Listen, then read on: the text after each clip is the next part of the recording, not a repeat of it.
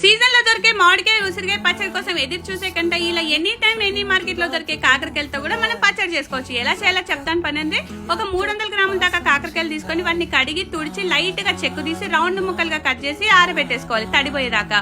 చింతపండు ముందు వేడి నీళ్ళు పోసి బాగా నానిన తర్వాత మిక్సీ జార్లో వేసి పేస్ట్ చేసుకోండి. దీనికి చిన్నులపాయ కారం అయితే చాలా బాగుంటుంది.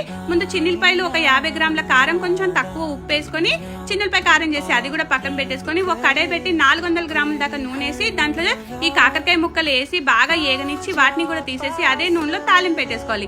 జీలకర్ర, ఆవాలు, శనగపప్పు, ఎండుమిర్చి, కరివేపాకు, కొంచెం దంచుకున్న వెల్లుల్లి, అల్లం పేస్టు, కొంచెం పసుపు, ఇంగువ వేసి బాగా ఏగిన తర్వాత చింతపండును కూడా అందులో వేసి బాగా ఏగనివ్వండి. ఏగిన తర్వాత చల్లారిన తర్వాత తాలింపు కలుపుకోవాలి. ఒక బౌల్ తీసుకొని ముందుగా చేసుకున్న కారం, కొంచెం మెంతుపిండి, ఆవు పిండి, కాకరకాయ ముక్కలు వేసి అందులో బాగా కలిపిన తర్వాత ఈ తాలింపును కూడా వేసి అందులో కలిపి ఫ్రెష్ గా జాడీలో తీసుకొని ఒక 3 రోజుల తర్వాత తింటే చాలా